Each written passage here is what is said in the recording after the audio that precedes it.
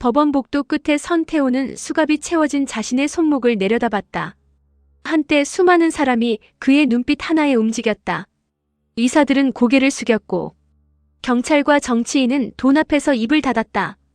가족까지 그의 이름을 지키기 위해 서로를 의심했다. 하지만 이제 태호 곁에는 변호인 한 사람도 남아있지 않았다. 권 의원은 비자금 장부 원본을 제출했다. 윤 형사는 명의 사건과 진주 아버지 사건의 수사 조작을 인정했다. 강 실장은 태호의 차명 계좌와 살인 교사 자금의 흐름을 증언했다. 한 선생과 옥 집사는 명의가 죽던 날의 기록을 공개했다.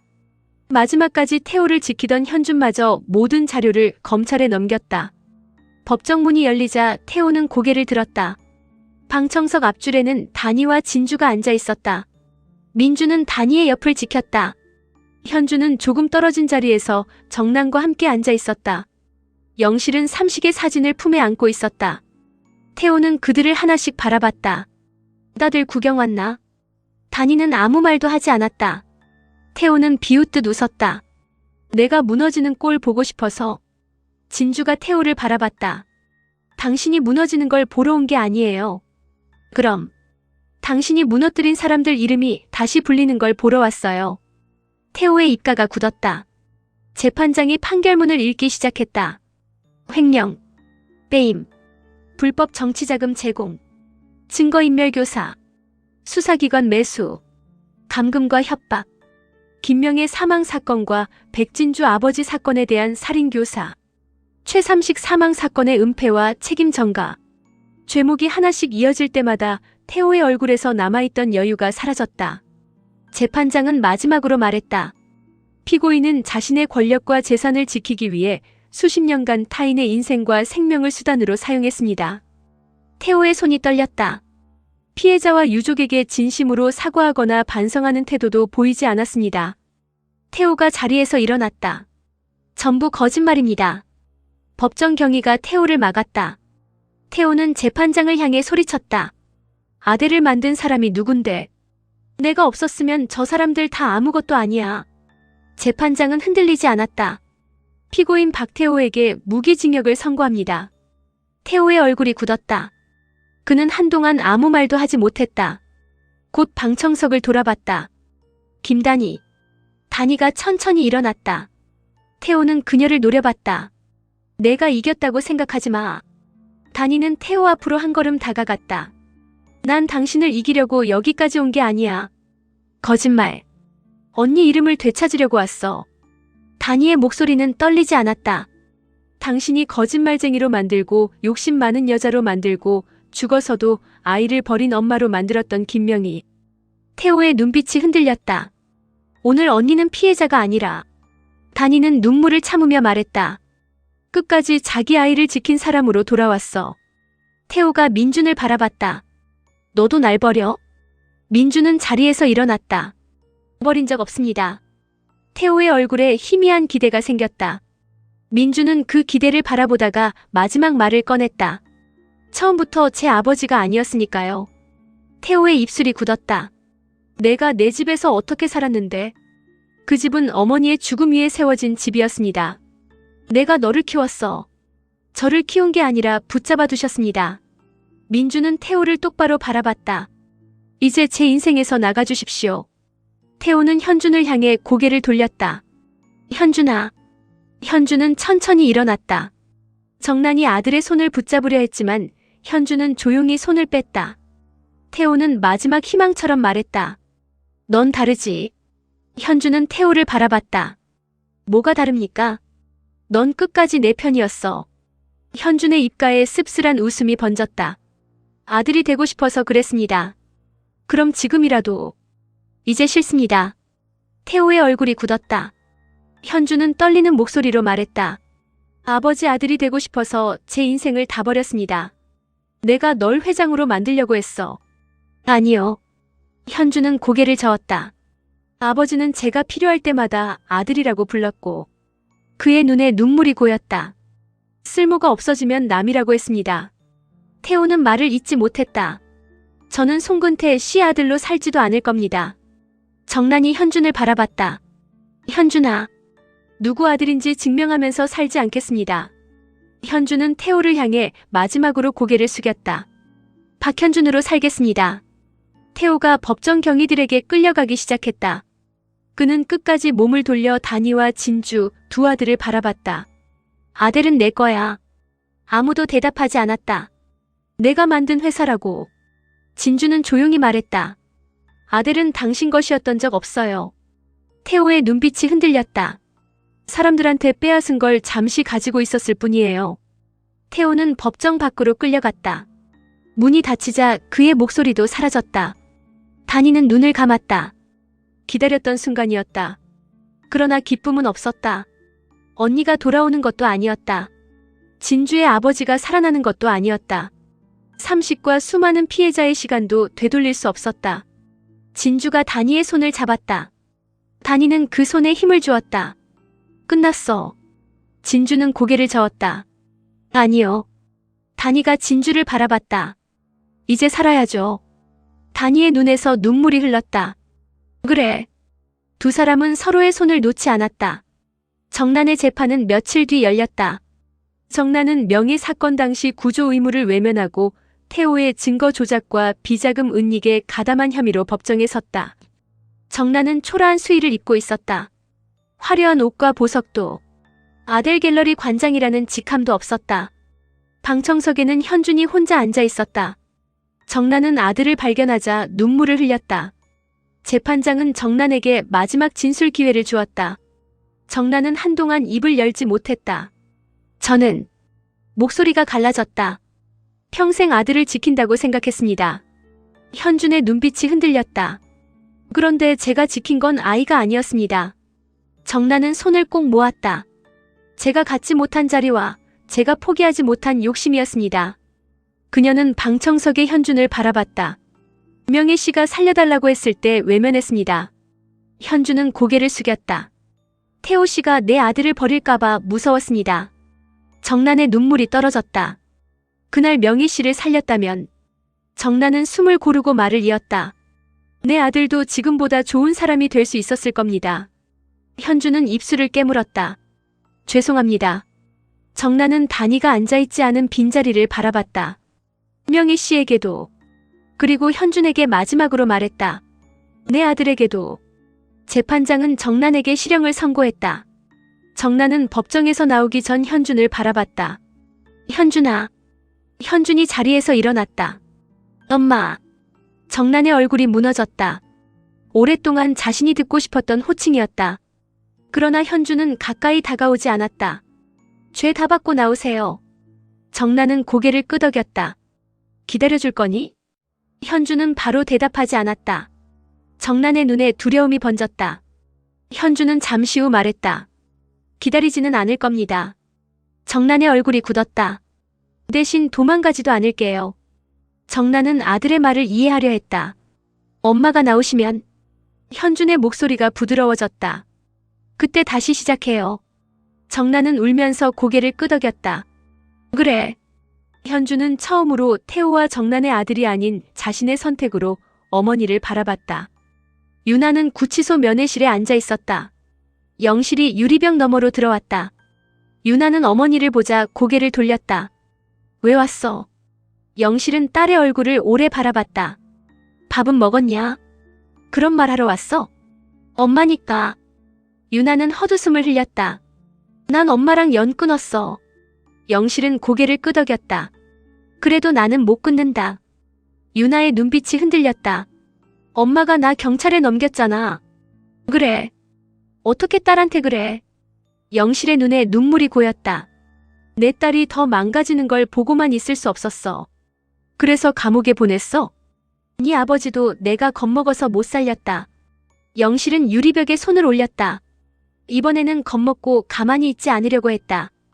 유나는 어머니의 손을 바라봤다. 아빠는 나를 용서하지 않겠지. 영실은 대답하지 못했다. 유나의 눈에서 눈물이 흘렀다. 내가 아빠를 살인자로 만들었어. 그래. 영실은 거짓말로 위로하지 않았다. 용서받기 어려운 짓을 했다. 유나는 고개를 숙였다. 그럼 왜 왔어? 용서받을 때까지 벌 받으라고. 영실은 울면서도 목소리를 굳게 했다. 그리고 벌 다 받고 나오면 유나가 천천히 고개를 들었다. 엄마한테 와. 유나의 입술이 떨렸다. 나 같은 딸을 왜? 영실은 유리벽에 손을 댄 채 말했다. 내 딸이니까. 유나는 끝내 얼굴을 감싸고 울었다. 영실은 그 모습을 바라보며 함께 울었다. 쉽게 용서받을 수는 없었다. 하지만 처음으로 유나는 자신이 저지른 죄를 남의 탓으로 돌리지 않았다. 아델그룹 임시 주주총회. 진주는 회장 후보 자리에서 일어났다. 이사들과 주주들의 시선이 쏠렸다. 단이는 진주 옆에 앉아 있었다. 문태진 명의의 의결권과 피해자 측 지분이 진주를 지지했다. 현주는 반대편 후보석에 앉아 있었다. 표결을 진행하면 진주가 회장으로 선임될 가능성이 높았다. 그러나 진주는 후보 사퇴서를 꺼냈다. 회의실이 술렁였다. 단이가 진주를 바라봤다. 진주는 이미 단이와 상의한 결정이었다. 저는 오늘 회장 후보에서 사퇴하겠습니다. 현준의 표정이 굳었다. 이사 한 명이 물었다. 그럼 아델 경영권을 포기하시는 겁니까? 네. 진주는 주주들을 바라봤다. 아델을 또 한 사람의 소유물로 만들고 싶지 않습니다. 그녀는 태호가 빼돌린 비자금과 피해자 보상 재단 자료를 공개했다.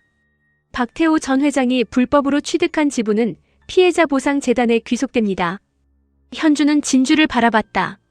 그럼 누가 회장이 됩니까? 진주는 현준에게 시선을 돌렸다.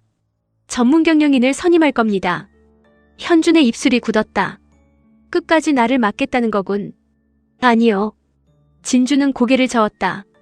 현준 씨가 회장 자리를 포기하지 못한 이유가 태호 회장한테 인정받기 위해서라는 걸 알아요. 현준은 아무 말도 하지 않았다. 이제 그 사람이 없어요. 진주의 목소리가 부드러워졌다. 그래도 그 자리가 필요해요? 현준은 회장석을 바라봤다. 평생 원했던 자리였다. 민준을 이기기 위해, 태호의 아들이 되기 위해, 자신이 버려진 사람이 아니라는 것을 증명하기 위해 원했던 자리였다. 그러나 태호는 감옥에 갔다. 민준은 경쟁을 멈췄다. 정나는 죗값을 치르고 있었다. 회장석에 앉아도 자신을 인정해줄 사람은 없었다. 현주는 후보 등록서를 꺼냈다. 그리고 천천히 찢었다. 저도 사퇴하겠습니다. 회의실이 다시 술렁였다. 진주는 현준을 바라봤다. 현준은 미소를 짓지 않았다. 하지만 얼굴에서 오래된 집착이 조금씩 벗겨지고 있었다. 아델에서 나가려고요. 어디로 갈 건데요? 아직 모릅니다. 현준은 진주를 바라봤다. 처음으로 제가 정해보려고요. 진주의 눈빛이 흔들렸다. 현준은 마지막으로 말했다. 미안했습니다. 뭐가요? 사랑한다고 하면서. 현주는 잠시 말을 멈췄다. 계속 제 욕심만 사랑했습니다. 진주는 아무 말도 하지 못했다. 현주는 회의실을 나갔다. 진주는 그의 뒷모습을 붙잡지 않았다. 누군가를 놓아주는 것이 마지막 사랑일 때도 있었다. 아델그룹은 전문 경영인 체제로 전환됐다. 태호 일가가 가졌던 지분 일부는 피해자 보상 재단에 들어갔다. 김명의 이름으로 여성과 아이들을 돕는 재단이 설립됐다. 백진주의 아버지와 최삼식의 이름도 복권됐다. 회사 로비에는 더 이상 박태호의 초상이 걸려있지 않았다. 그 자리에는 작은 문장이 적혀 있었다. 사람보다 높은 이름은 없다. 1년 후, 단이는 한적한 수목원 안을 걸었다. 손에는 흰 꽃다발이 들려 있었다. 나무 아래에는 명의의 작은 추모비가 세워져 있었다. 단이는 꽃을 내려놓았다. 언니. 그녀는 추모비를 손으로 쓸었다. 나 이제 김명희로 안 살아. 단이의 눈가가 붉어졌다. 언니 이름 돌려줬으니까. 바람이 나뭇잎을 흔들었다. 단이는 웃으며 눈물을 닦았다. 김단이로 살아볼게. 뒤에서 민준의 목소리가 들렸다. 이모. 단이가 돌아봤다. 민준은 태진과 함께 서 있었다. 민준과 태진은 아직 어색했다. 잃어버린 세월은 쉽게 채울 수 없었다. 하지만 두 사람은 한 걸음씩 가까워지고 있었다. 태진이 단이에게 고개를 숙였다. 명혜 씨에게 인사드려도 되겠습니까? 단이는 자리를 비켜주었다. 태진은 추모비 앞에 꽃을 내려놓았다. 늦어서 미안합니다. 민준은 아버지 옆에 섰다. 태진이 민준을 바라봤다. 같이 갈래? 민준은 잠시 고민했다. 그리고 고개를 끄덕였다. 네. 다니는 두 사람이 나란히 걷는 모습을 바라봤다. 언니가 지키고 싶어 했던 아이는 더 이상 누구의 거짓 속에도 갇혀있지 않았다. 진주는 김명의 재단 사무실에서 아이들이 그린 그림을 벽에 붙이고 있었다. 재단은 범죄 피해자와 가족들을 지원했다. 영실은 재단 식당에서 봉사하고 있었다. 그녀는 삼식의 사진을 작은 액자에 넣어 창가에 놓았다. 여보. 영실은 사진을 바라보며 말했다. 이제 당신 이름으로 사람들 좀 도우려고. 사진 속 삼식은 말이 없었다. 영실은 웃으며 눈물을 닦았다. 진주는 새로 들어온 편지를 읽었다. 구치소에서 유나가 보낸 편지였다. 엄마에게 아직 미안하다는 말을 못했다. 아빠 이름으로 받은 돈은 전부 돌려주겠다. 내가 용서받지 못해도 거짓말은 더 하지 않겠다. 진주는 편지를 접었다. 영실이 다가왔다. 유나한테 왔냐? 네. 진주는 편지를 건넸다. 영실은 떨리는 손으로 읽었다. 조금은 정신을 차린 것 같아요. 영실은 편지를 가슴에 품었다. 시간이 오래 걸리겠지. 기다려주세요.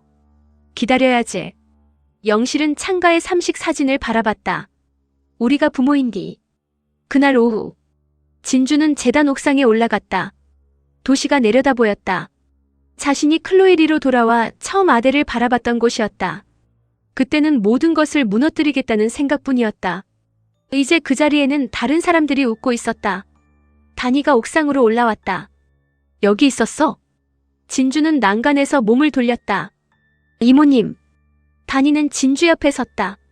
무슨 생각해? 처음 돌아왔을 때요. 진주는 도시를 바라봤다. 복수가 끝나면 아무것도 남지 않을 줄 알았어요. 나도 그랬어. 그런데 남았네요. 다니가 진주를 바라봤다. 뭐가? 진주는 미소를 지었다. 제 이름이요. 다니의 눈가가 붉어졌다. 그리고 사람들이요. 옥 집사와 한 선생은 재단 자문위원으로 일하고 있었다. 민주는 아들을 떠나 독립적인 기업을 시작했다. 태진은 아들과 잃어버린 시간을 천천히 회복하고 있었다. 현주는 해외로 떠나 작은 회사에서 다시 일을 배우기 시작했다. 정란은 교도소 안에서 피해자들에게 사과 편지를 쓰고 있었다. 유나는 자신의 재판을 기다리며 삼식의 누명을 벗기는 진술에 협조했다. 모두가 완전히 행복해진 것은 아니었다. 그러나 누구도 더는 태호가 만든 거짓 안에서 살지 않았다. 다니가 진주의 손을 잡았다. 우리 어디 갈까? 어디요? 복수하려고 말고. 다니는 웃었다. 그냥 살러. 진주도 따라 웃었다. 좋아요. 가고 싶은 데 있어? 진주는 잠시 생각했다. 바다요. 왜? 아빠가 어릴 때 바다 보러 가자고 했었거든요. 다니는 고개를 끄덕였다. 가자. 지금요? 응. 재단 일은요? 하루쯤 없어도 잘 돌아가. 두 사람은 옥상 문을 향해 걸었다. 진주가 다니를 불렀다. 이모님. 다니가 돌아봤다. 고마워요. 뭐가? 절 백진주로 돌아오게 해줘서요. 다니는 진주의 손을 더 단단히 잡았다. 나도 고마워. 왜요? 나를 김다니로 살게 해줘서. 두 사람은 나란히 옥상을 내려갔다. 해가 지고 있었다. 붉은 빛이 건물 위로 번졌다. 피처럼 보이던 붉은색은 이제 새로운 아침을 기다리는 빛이 되어 있었다. 바닷가에 도착한 다니와 진주는 신발을 벗고 모래 위를 걸었다. 멀리 민준이 두 사람을 향해 손을 흔들었다. 태진도 그 옆에 서 있었다. 영실과 옥집사, 한 선생도 함께였다. 진주는 걸음을 멈췄다. 다 왔네요. 다니가 웃었다. 그러게. 진주는 목에 걸린 붉은 진주 목걸이를 풀었다. 오래전 자신의 복수와 상처를 상징했던 물건이었다. 진주는 그것을 버리지 않았다. 작은 상자에 넣어 다니에게 건넸다. 이건 재단에 보관해요. 왜? 잊지 않으려고요. 다니가 상자를 받아들었다. 진주는 바다를 바라봤다. 우리가 왜 싸웠는지. 다니는 고개를 끄덕였다. 그리고 어떻게 살아남았는지도. 두 사람은 다시 사람들을 향해 걸었다. 민준이 진주에게 손을 내밀었다. 진주는 그 손을 잡았다. 태진은 명희의 사진을 바다 쪽으로 들어보였다. 영실은 삼식의 사진을 나란히 놓았다. 모두가 말없이 두 사람을 기억했다. 다니는 바다를 향해 작은 목소리로 말했다. 언니. 진주도 아버지의 사진을 바라봤다. 아빠. 두 사람은 서로를 바라봤다. 이제 돌아갈 시간이었다. 죽은 사람들의 곁이 아니라 살아있는 사람들의 곁으로. 다니가 먼저 걸음을 옮겼다. 진주야. 네. 우리 잘 살아보자. 진주는 환하게 웃었다. 네. 이번에는 행복하게요.